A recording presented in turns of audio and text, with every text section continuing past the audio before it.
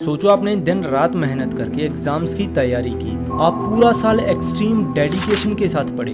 धीरे धीरे एग्जाम्स नज़दीक आते गए और आपको पूरा कॉन्फिडेंस था कि इस साल तो मैं फुल मार्क्स लेकर आऊँगा। लेकिन एग्ज़ाम वाले दिन जैसे ही टीचर ने क्वेश्चन पेपर सामने रखा, दिमाग में से सब कुछ पढ़ा हुआ गायब। पूरा साल आपने मेहनत करके सब कुछ पढ़ा, समझा, लेकिन सबसे इम्पॉर्टेंट चीज़ जिसकी वजह से आपको कुछ भी याद नहीं था, एक ऐसी चीज़ जो हर एक टॉपर की आपसे कई गुना ज़्यादा स्ट्रॉन्ग है, लेकिन आपने कभी इस पर ध्यान ही नहीं दिया। मैं बात कर रहा हूँ मेमोरी पावर की। मेमोरी पावर ही वो चीज़ है जो एक नॉर्मल से स्टूडेंट को भी टॉपर बना सकती है। सोचो आपने एक बार कोई चीज़ पढ़ी और वो एग्जाम्स तक याद रही। आपके पास एक ऐसी सुपर पावर होगी जो आपको दूसरे स्टूडेंट से कई गुना ज़्यादा बेहतर बना देगी। आज इस वीडियो में आपको मैं ऐसे साइंटिफिकली प्रूवन मेथड्स बताऊंगा जिससे आप किसी भी कॉन्सेप्ट को सिर्फ एक बार पढ़ के डायरेक्टली अपनी परमानेंट मेमोरी में स्टोर कर पाओगे। 1990s की बात है। लंदन के एक ऑडिटोरियम में 20 रैंडम लोगों के चेहरे और उनके नाम एक इंसान को दिखाए गए। सिर्फ 3 मिनट बाद उसने सबके नाम याद कर लिए और उसका नाम था डोमिनिक ओब्रायन, एक ऐसा इंसान जिसने 8 बार वर्ल्ड मेमोरी चैंपियनशिप जीता। Hello, I'm Dominic O'Brien. I am the 8 times winner of the World Memory Championships. लेकिन क्या आपको पता है, स्कूल में इसी इंसान को पुअर मेमोरी का टैग मिला था, लेकिन 8 बार मेमोरी चैंपियनशिप जीतकर इसने प्रूव कर दिया कि ह्यूमन ब्रेन की कैपेबिलिटीज हमारी सोच से भी कई गुना ज़्यादा है। तो चलो तुम्हें भी एक नॉर्मल बच्चे से एक मेमोरी चैंपियन बनाने का सफ़र स्टार्ट करते हैं। मेमोरी हमारे ब्रेन की एक ऐसी एबिलिटी है जिससे वो इन्फॉर्मेशन को स्टोर और रिट्रीव कर पाए।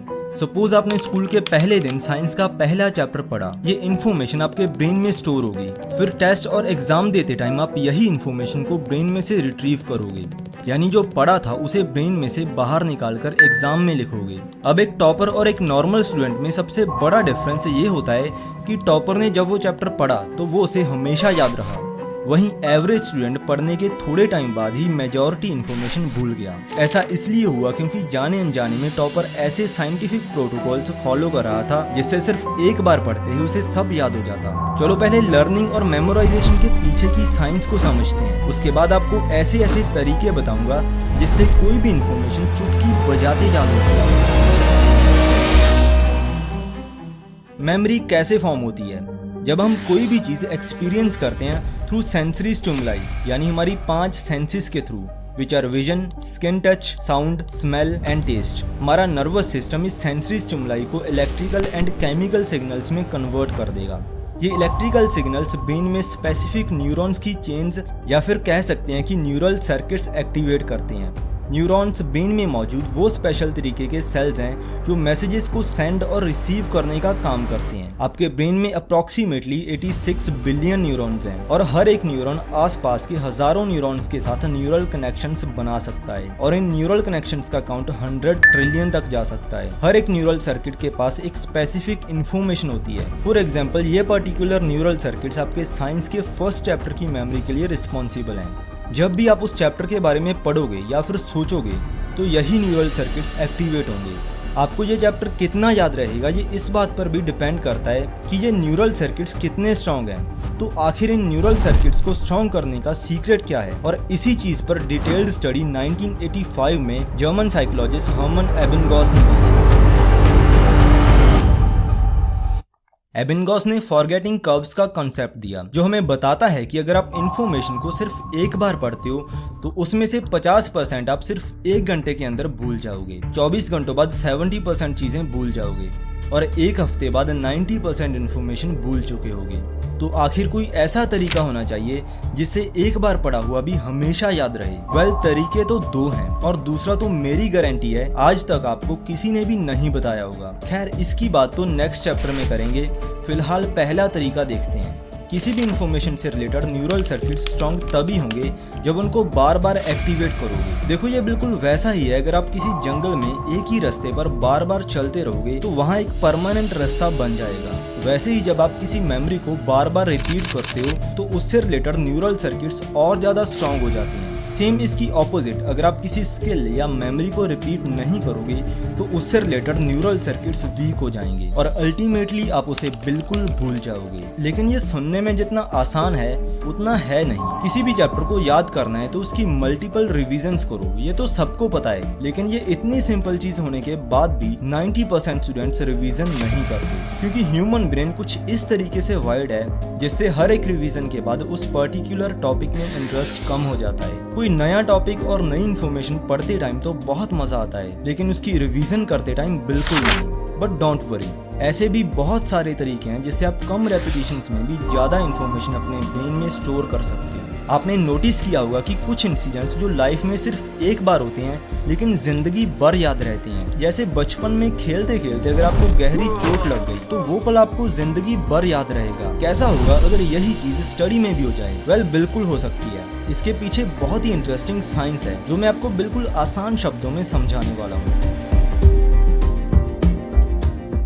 1995 में न्यूरोसाइंटिस्ट जेम्स मैगाओ एंड लैरी कैहिल ने बहुत ही इंटरेस्टिंग एक्सपेरिमेंट कंडक्ट किया, जिसमें उन्होंने ह्यूमन सब्जेक्ट्स के 2 ग्रुप्स बनाए। दोनों ग्रुप्स को एक शॉर्ट पैराग्राफ पढ़ने के लिए दिया। कुछ टाइम बाद जब दोनों ग्रुप्स का क्विज लिया गया तो ग्रुप बी वालों को कई गुना ज्यादा इन्फॉर्मेशन याद थी। ऐसा इसलिए हुआ क्योंकि जो ग्रुप ए को पैराग्राफ दिया गया था उसकी लैंग्वेज बिल्कुल नॉर्मल थी, जिसको पढ़ते वक्त कोई इमोशन फील नहीं हो रहा था। वहीं दूसरी तरफ जो पैराग्राफ ग्रुप बी को दिया गया था उसकी लैंग्वेज बहुत ज्यादा इमोशनली इंटेंस थी, जिसको पढ़ते टाइम गुस्सा भी आया, खुशी भी हुई और डर भी लगा। इस स्टडी में ये सामने आया कि जो हाईली इमोशनल इंसिडेंट होते हैं उनको ब्रेन ज्यादा याद रखता है। लेकिन ऐसा क्यों होता है? जब इसे और गहराई से समझा गया तो पता चला कि इन इमोशंस की वजह से ब्रेन में कुछ ऐसे न्यूरोकेमिकल्स रिलीज हुए जिनकी वजह से ब्रेन में न्यूरल सर्किट्स स्ट्रांग होती हैं। मतलब अगर स्टडी करते टाइम भी यही न्यूरोकेमिकल्स हमारे ब्रेन में रिलीज हो जाएं तो हम किसी भी तरह की इन्फॉर्मेशन को बहुत इजीली याद कर सकते हैं। लेकिन ये कौन से न्यूरोकेमिकल्स हैं और कैसे ये ब्रेन में रिलीज होंगे, ये हमें रैट्स पर किए गए इन एक्सपेरिमेंट से समझ आ जाएगा। एक रैट को एक बॉक्स में रखा गया जिसकी 2 डिफरेंट साइड्स थी, ए और बी। जब उस रैट को एक साइड थोड़ा सा इलेक्ट्रिक शॉक दिया, उसने उस साइड जाना बंद कर दिया। मतलब उसे एक ही बार में पता चल गया कि इस साइड जाने में खतरा है। इसे कहते हैं वन ट्रायल लर्निंग। मतलब उस रैट को बार बार शॉक देने की जरूरत नहीं पड़ी, सिर्फ एक ही बार में शॉक की मेमोरी उसके ब्रेन में स्टिक हो गई। ऐसा हुआ क्योंकि इस प्रोसेस दौरान उसके ब्रेन में एड्रेनलिन और एपिनेफ्रिन जैसे हार्मोन्स रिलीज हुए। एड्रेनलिन बेसिकली एक ऐसा हार्मोन है जो स्ट्रेस और डेंजर जैसी कंडीशंस में रिलीज होता है। जैसे अगर आपके पीछे कुत्ता पड़ गया तो एड्रेनलिन रिलीज होगा, जिससे आपकी हार्ट बीट फास्ट होगी, मसल्स को एक्स्ट्रा एनर्जी मिलेगी और ब्रेन सुपर अलर्ट हो जाएगा। जेम्स मैगाओ और लैरी कैहिल की स्टडीज में भी पाया गया कि हाईली इमोशनल स्टेट्स दौरान ब्रेन और बॉडी में एड्रेनलिन और कॉर्टिसोल जैसे हार्मोन्स रिलीज होती हैं और यही वो हार्मोन्स हैं जो ब्रेन में न्यूरल कनेक्शन से स्ट्रॉन्ग करते हैं। अल्टीमेटली अगर स्टडी करते टाइम भी एड्रेनलिन रिलीज हो तो इससे हमें इन्फॉर्मेशन इजीली मेमोराइज हो जाएगी और इस तरीके से ज्यादा रेपिटेशंस की भी जरूरत नहीं पड़ती। But the main question is कैसे हम इंटेंशनली ब्रेन और बॉडी में एड्रेनलिन रिलीज करवाएं, क्योंकि जब कुत्ते पीछे पड़े होंगे तब तो स्टडी करना पॉसिबल नहीं है। तो आखिर पढ़ते टाइम ये एड्रेनलिन रिलीज कैसे होगा? डॉक्टर एंड्रयू ह्यूबरमैन के अकॉर्डिंग 2 ऐसे सिंपल तरीके हैं जिससे ब्रेन और बॉडी में एड्रेनलिन रिलीज हो जाएगा। First one is cold water bath. ठंडे पानी से नहाने पर बॉडी में एड्रेनलिन स्पाइक आता है, जिससे हार्ट बीट फास्ट होने के साथ साथ ब्लड फ्लो भी इंक्रीज होगा। लेकिन ये स्टडी सेशन से पहले करना सही है या बाद में, इस पर आगे चर्चा करेंगे। उससे पहले सेकंड मेथड देख लेते हैं, विच इज कैफीन। कैफीन एक नेचुरल स्टिमुलेंट है जो हमें अलर्ट रखने का काम करता है। मोस्ट कॉमनली ये चाय, coffee, energy drinks, soft drinks और चॉकलेट्स में पाया जाता है। कैफीन बॉडी में जाते ही 2 काम करता है। पहला, एडिनोसाइन के इफेक्ट्स को ब्लॉक कर देना। एडिनोसाइन एक ऐसा केमिकल है जिसकी वजह से हमें नींद आती है। ये कैसे काम करता है इसकी साइंस किसी और वीडियो में समझाएंगे, लेकिन ध्यान रखने वाली बात यह है कि कैफीन कंज्यूम करने से हम अलर्ट और एनर्जाइज फील तो करेंगे, लेकिन कैफीन की हाफ लाइफ 5 से 6 घंटों की होती है। मतलब इसका असर खत्म होने में कम से कम 5 से 6 घंटे लगेंगे। इसलिए एक्सपर्ट्स का मानना है कि सोने के 7 से 8 घंटे पहले कैफीन कंज्यूम नहीं करना चाहिए।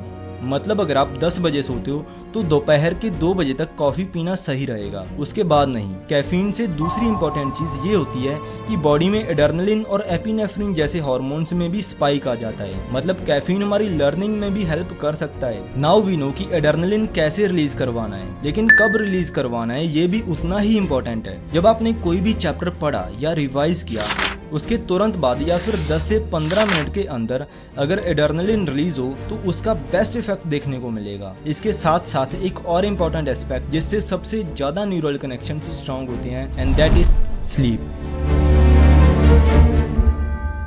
आपने सुना होगा कि सोने से पहले पढ़ी हुई चीज सुबह तक अपने आप याद हो जाती है। साइंस इसके बारे में क्या कहती है ये पता चलेगा द सेल प्रेस जर्नल की इस स्टडी से। जब हम सोते हैं तो ब्रेन में stored short term memory long term memory में ट्रांसफर हो जाती है। इसे मेमोरी कंसोलिडेशन कहते हैं। और सोने के दौरान हमारी क्रूशियल मेमोरीज और ज्यादा स्ट्रांग होती हैं और फालतू की मेमोरीज ब्रेन में से इरेज हो जाती हैं। अब तक हमने जो समझा उसके अकॉर्डिंग पढ़ने का सबसे बेस्ट वे कुछ ऐसा होगा कि सबसे पहले आप पूरे फोकस के साथ अपना स्टडी सेशन परफॉर्म करो। उसके बाद एड्रेनलिन स्पाइक करने के लिए कोल्ड वाटर बाथ लेना, और अगर चाहो तो कॉफी भी पी सकते हो। कुछ घंटे बाद 20 to 90 मिनट्स का नैप ले सकते हो फॉर बेटर मेमोरी कंसोलिडेशन। इसके अलावा एक और ऐसी चीज है जिससे डायरेक्टली हमारी मेमोरी स्ट्रांग होती है, लेकिन 99% स्टूडेंट्स उसे बिल्कुल ही इग्नोर कर देते हैं। मैं बात कर रहा हूँ एक्सरसाइज की। स्टडीज में पाया गया है कि एक्सरसाइज ब्रेन में डेंटेट जाइरस न्यूरोजेनेसिस को इंक्रीज करती है।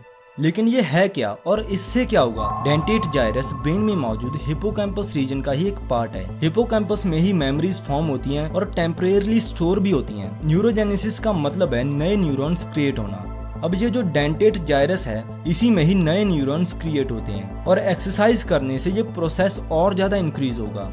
ये नए न्यूरॉन्स एग्जिस्टिंग न्यूरल सर्किट्स में मिलकर मेमोरी फॉर्मेशन में हेल्प करते हैं। सो एक्सरसाइज और रनिंग जैसी activities directly memory formation improve करती हैं। थोड़ी लोड बियरिंग एक्सरसाइज और जिम वगैरह करने से बोन्स में ऑस्टियोकैल्सिन नाम का हार्मोन रिलीज होता है। इसकी खास बात यह है कि ये बोन्स में से ब्रेन के हिपोकैम्पस रीजन तक पहुंच जाता है। हिपोकैम्पस की फंक्शनिंग को इम्प्रूव करने के साथ साथ ये बोन ग्रोथ और हार्मोन रेगुलेशन में भी मेजर रोल प्ले करता है। मेजॉरिटी स्टूडेंट्स एक्सरसाइज नहीं करते, लेकिन इसके मेंटल और फिजिकल हेल्थ पर डायरेक्ट बेनिफिट्स देखते हुए हर किसी को रोज कम से कम आधा घंटा एक्सरसाइज जरूर करनी चाहिए।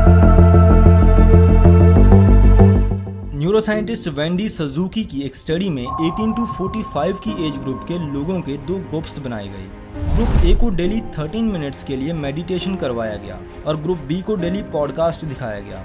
ये एक्सपेरिमेंट पूरे 8 हफ्ते तक चला और आखिर रिजल्ट निकल के आया कि मेडिटेशन वाले ग्रुप की अटेंशन दूसरे ग्रुप से काफ़ी इम्प्रूव हो गई थी। अगर डेली सुबह 15 से 30 मिनट मेडिटेशन करते हो तो इससे स्ट्रेस लेवल्स कम होने के साथ साथ अटेंशन और मेमोरी भी इम्प्रूव होगी। कुछ लोगों को चीजें देखते ही याद हो जाती हैं। उनकी फोटोग्राफिक मेमोरी बहुत स्ट्रांग होती है। फोटोग्राफिक मेमोरी मतलब जैसे आप अपने नोट्स रिवाइज करते हो तो आपके ब्रेन में उस पेज की इमेज वैसे की वैसे फीड हो गई और आपको अब सब याद है कि उस पर कहाँ क्या लिखा था। स्टडीज में पाया गया है कि जिन लोगों की फोटोग्राफिक मेमोरी ज्यादा स्ट्रांग होती है वो दूसरे एस्पेक्ट्स में थोड़े वीक होते हैं। जैसे उन्हें सुनी हुई चीजें कम याद रहेंगी। लेकिन अगर आपकी फोटोग्राफिक मेमोरी अच्छी है तो आप मेंटल स्नैपशॉट्स की टेक्निक को यूज कर सकते हो। इसमें आपको किसी भी चीज को देखते हुए अपनी आईज को ब्लिंक करना है। इससे उस पर्टिकुलर चीज की फोटोग्राफिक मेमोरी आपके ब्रेन में स्टोर हो जाएगी। ये थी आज की हमारी वीडियो। आई होप आपको बहुत कुछ नया सीखने को मिला होगा। वीडियो देखने में और वीडियो में जो बताया है उसे इम्प्लीमेंट करना, दोनों चीजों में बहुत डिफरेंस है। 90% स्टूडेंट्स वीडियो देख के भूल जाएंगे। अगर आप उन 90% में नहीं हो तो चीजें इम्प्लीमेंट भी करनी है और इसकी शुरुआत कमेंट सेक्शन में लिखकर करो कि मैं डेफिनेटली ये प्रोटोकॉल्स इम्प्लीमेंट करूंगा। जाते जाते वीडियो को लाइक कर देना। Thank you and have a nice day. मिलते हैं किसी अगली वीडियो में। तब तक आप राइट वीडियो पर क्लिक करके 12 बेस्ट स्टडी टेक्निक्स के बारे में जान सकते हैं।